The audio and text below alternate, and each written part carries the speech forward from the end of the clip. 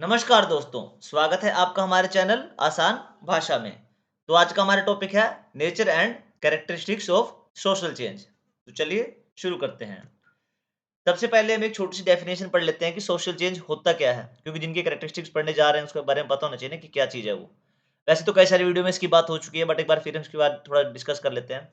जैसे कि टाइम के साथ थोड़ा सा जो भी किसी कोई सोसाइटी है उसमें जो ट्रांसफॉर्मेशन आता है ना, जो चेंज आता है, ठीक है, उसके कल्चर में लगा लो, ठीक है, उसके बिहेवियर में लगा लो, उनकी थिंकिंग में लगा लो, सोशल इंस्टीट्यूशंस होते हैं उनमें लगा लो, ठीक है, जो उनके जैसे ट्रेडिशंस होते हैं, ठीक है, जो प्रथाएं चली आ रही हैं उनकी, जो भी उनकी परंपराएँ चली आ रही हैं, जो भी सोशल स्ट्रक्चर है उनका, वो सारा कुछ क्या है, टाइम के साथ-साथ चेंज हो जाता है। तो इसको क्या कहते हैं हम?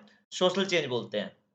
अब ये कहता है, ये स्लो भी हो सकता है, फास्ट भी हो सकता है, पीसफुल भी हो सकता है, जिसमें लड़ाई-झगड़ा ना हो और काफ़ी लड़ाई-झगड़े वाला भी हो सकता है। प्लान्ड भी हो सकता है, जिसमें हमने प्लान किया हो सब कुछ, और अनप्लान्ड भी हो सकता है, मतलब अचानक से हो जाए, बिना कुछ पता लगे ही।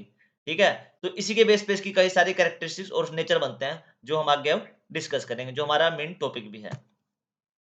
तो सबसे पहले हमारा आता है जो इसमें ये क्या है, एक यूनिवर्सल फिनोमिनन है, ठीक है? जो ये है सोशल चेंज, ये एक यूनिवर्सल फिनोमिना है, मतलब कि ये क्या सब सोसाइटीज़ में होता है ये। ऐसा नहीं है कि ह कोई सोसाइटी हमेशा के लिए वैसी बनी रहेगी, या अगर डेवलप कर गया तो हमेशा ही डेवलप रहेगी वो, या अगर पिछड़ी हुई है तो हमेशा पिछड़ी रहेगी, ठीक है? ये चाहे छोटी हो वो, चाहे बड़ी हो, ठीक है? चेंज पक्का मतलब आना ही आना है चेंज उसमें। या वो पुरानी हो, पिछड़ी सोच की हो, ट्रेडिशनल हो बिल्कुल, या मॉडर्न हो, उसमें भी चेंज आएगा।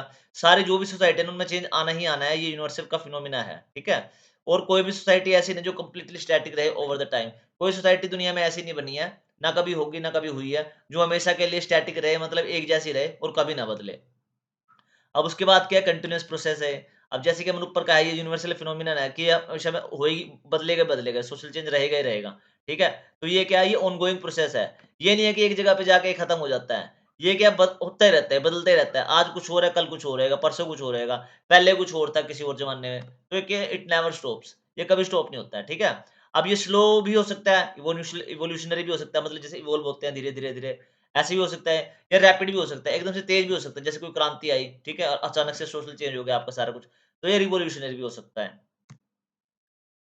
अब उसके बाद आता है मल्टी कैज़ुअल होते हैं इसमें, ठीक है? कॉज़ल सॉरी, मल्टी कॉज़ल होते हैं, मतलब कॉज़्ड बाय मैनी फैक्टर, ठीक है? ये क्या होता है, सोशल चेंज कई फैक्टर से मतलब हो जाते हैं, बदल हो जाते हैं सारे, बिना में फिनोमिना घट जाता है, ठीक है? अब वो हमने दूसरी वीडियो में डिस्कस करा था इसके कौन-कौन से फैक्टर हैं। यहाँ पे हमने कुछ मेन टॉपिक 4 जो हैं वो लिखे हुए हैं इसके रीज़न। जैसे एक तो टेक्नोलॉजी है, मान लो टेक्नोलॉजी का शिफ्ट आ गया कोई भी, ठीक है? स्मार्टफ़ोन्स आ गए हैं, ठीक है? सब कुछ बदल दिया उन्होंने। पहले क्या होता था, वो सिंपल फ़ोन हुआ करते थे, अब स्मार्टफ़ोन आ गए तो इनमें सब कुछ ही है।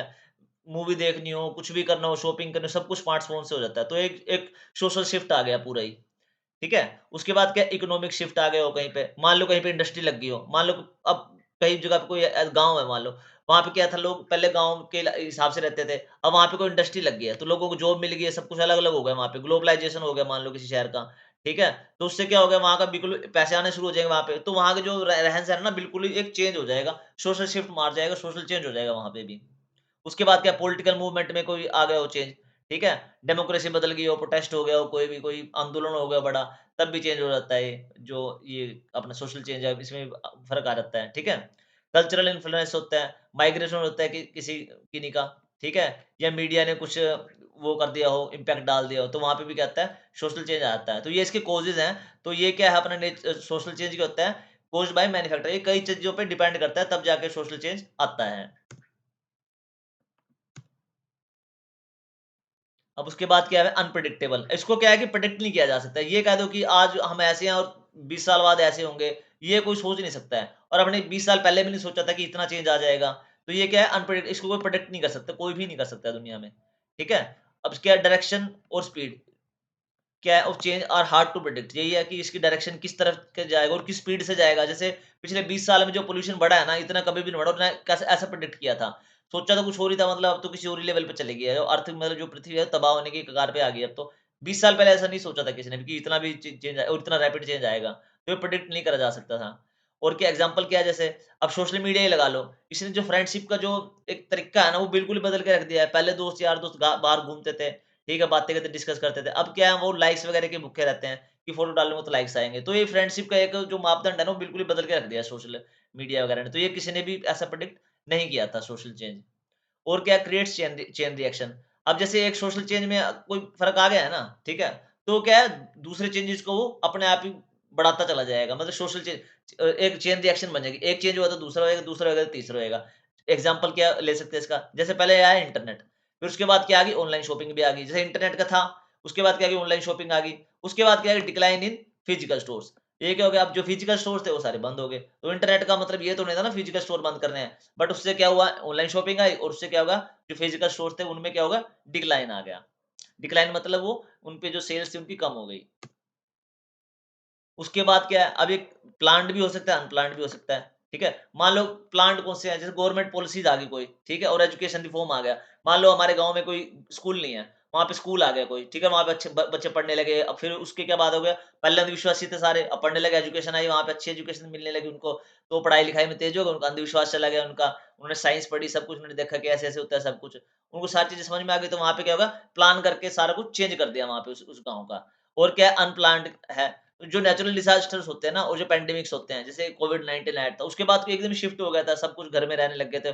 अभी भी उसका काफ़ी इम्पैक्ट देखने को मिलता है हमें, ठीक है? तो बहुत सारी जो चीज़ें ऑफ़लाइन थी, अब सारी ऑनलाइन आ गई हैं। तो ये क्या है, कभी-कभी प्लान्ड भी होता है और ये अनप्लान्ड भी होता है, मतलब प्लान क कर सकते हैं इसको और कभी-कभी ये अपने आप भी हो जाता है, अनप्लान्ड तरीके से। उसके बाद क्या, produce both positive and negative result. अब इसके कई जगह पॉजिटिव रिजल्ट भी होते हैं, कई जगह नेगेटिव रिजल्ट भी होते हैं। मोस्टली देखा गया है कि जो प्लान्ड होते हैं ना, उनके पॉजिटिव रिजल्ट ही आते हैं, मोस्टली। हर बारी में तो नहीं, लेकिन मोस्टली। अनप्लान्ड में क्या है, हमें नेगेटिव रिजल्ट ही देखने को मिलते हैं। कुछ एक जगह पे तो ठीक होता है, जैसे कोविड आया था तो क्या एनवायरनमेंट में से हमारी थोड़ी जो सीओ2 CO2 है जो कम होने लग गई थी, ठीक है? बट वो फिर भी बहुत कम उस पे देखा जाता है। अब पॉजिटिव में क्या होता है, जैसे हेल्थ केयर हो गया, ये अच्छा है, ठीक है? वुमेन्स राइट हो गए, बढ़िया हो गए, एजुकेशन देना सबको हो गया, ये भी रिफॉर्म हो गए, सोशल चेंज हो गए, ये अच्छे हैं, काफ़ी पॉजिटिव हैं। नेगेटिव में क्या है, अब पॉल्यूशन है, ये तो नेगेटिव है ना, ठीक है? लॉस ऑफ ट्रेडिशन है, ट्रेडिशन था अपना पुराना चला आ रहा था, ठीक है? हालाँकि ट्रेडिशन अच्छे नहीं होते हैं, बट फिर भी थोड़ी एक धरोहर टाइप में सँभाल के रखना चाहिए कुछ एक चीज़ हमें, ठीक है? तो उसमें क्या एक नेगेटिव इम्पैक्ट आ गया, सोशल कॉन्फ्लिक्ट आ जाते हैं इससे, ठीक है? तो वो भी एक नेगेटिव इम्पैक्ट हो गया इसका।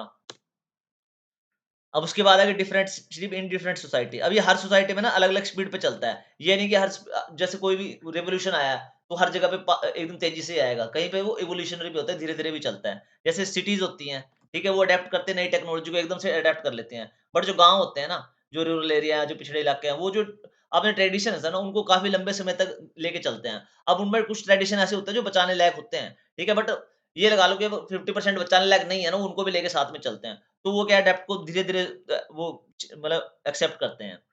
तो ये वही है कि यहाँ पे डिफरेंट स्पीड होती है अलग-अलग सोसाइटी में। जैसे शहरों में अलग है और गाँव में अलग है इसकी स्पीड। अब सोशल चेंज का मतलब ये नहीं होता कि प्रोग्रेस हो रही है। सोशल चेंज का हम कभी भी नहीं कह सकते कि इज़ इक्वल टू प्रोग्रेस, ठीक है? क्योंकि हर चीज़ का मतलब इम्प्रूवमेंट नहीं होता। अब कहीं पे आपने चेंज कर दिया है, मान लो एक गाँव था, वहाँ पे आपने इंडस्ट्री लगा दी है माइनिंग की, ठीक है? वहाँ पे कोयला वगैरह था, तो क्या है कि जॉब वगैरह मिलेंगे, सब कुछ होएगा, लेकिन उसका मतलब ये नहीं है कि आप प्रोग्रेस ही कर रहे हो। वहाँ पे इतनी सारी बीमारियाँ आ जाएँगी, न्यूक्लियर प्लांट लगा दिया मान लो आपने, इतनी सारी बीमारियाँ आ जाएँगी, तो प्रोग्रेस कहाँ हुई? प्रोग्रेस तो दूसरों की, वहाँ की थोड़ी ना प्रोग्रेस हुई कहीं की भी, ठीक है? तो इसलिए कि इसका सोशल चेंज का मतलब प्रोग्रेस ही नहीं होता है। होता है बट ये कोई यूनिवर्सल ट्रुथ नहीं है कि ये प्रोग्रेस होएगा, ये कैरेक्टरिस्टिक है इसकी। इसका मतलब प्रोग्रेस ही नहीं होता है सिर्फ, ठीक है? एग्ज़ाम्पल क्या है, मान लो टेक्नोलॉजी हेल्प करती है, ठीक है? तो हेल्प करते हैं लेकिन वो प्राइवेसी इश्यूज़ तो रहते हैं उसमें। वो प्राइवेसी जो हेल्थ इश्यूज़ भी हैं, कई सारी चीज़ें रहती हैं टेक्नोलॉजी के इम्प्रूवमेंट से, ठीक है? तो ऐसे मतलब सोशल चेंज को प्रोग्रेस भी नहीं कहा सकता पूरी पूरी तरीके से। अब लास्ट है, इसका 10th जो पॉइंट है वो है रेसिस्टेंट टू चेंज। अब जो सोशल चेंज आता है ना वो हमेशा रेसिस्टेंट होता है, ठीक है? नॉट टू एवरीवन, मतलब हर बंदे के लिए नहीं, बट कई सारे बंदों के लिए क्या होता है, सोशल चेंज काफ़ी रेसिस्टेंट नेचर का होता है। जैसे कि कुछ लोग होते हैं, कुछ ग्रुप होते हैं जो अपने ट्रेडिशंस को और अपनी पावर को ना अपने पास ही रखना चाहते हैं और ट्रेडिशंस को भी अपने पास रखना चाहते हैं। तो वो क्या कहते हैं, रेसिस्ट करते हैं चेंज को, मतलब रोकना चाहते हैं कि ये चेंज ना आए। उसके बाद क्या एग्ज़ाम्पल क्या ले सकते हैं इसका? जैसे ओल्डर जनरेशन है ना जो उनसे हमारी, ठीक है? वो अपोज़ करते हैं नए कल्चर ट्रेंड को, ठीक है? जो नए ट्रेंड्स आते जा रहे हैं, कल्चर आते जा रहे हैं, उनको जो हमारे बुजुर्ग लोग हैं ना, वो उसको अच्छा नहीं मानते कि ये अच्छी चीज़ नहीं है बिल्कुल भी। तो ये क्या है, रेसिस्टेंट हो गया। ये और ये किसका कैरेक्टरिस्टिक हो गया, नेचर हो गया, ये सोशल चेंज का। तो ओके बच्चों, thanks for watching. Please like, share and subscribe आसान भाषा में। अगर आपको टॉपिक मतलब इसमें कोई डाउट हो तो प्लीज़ आप कमेंट करके पूछें। ये पीपीटी चाहिए हो तो आपको वो भी मेरे को कमेंट करके पूछ सकते हैं कि कैसे मिलेगी।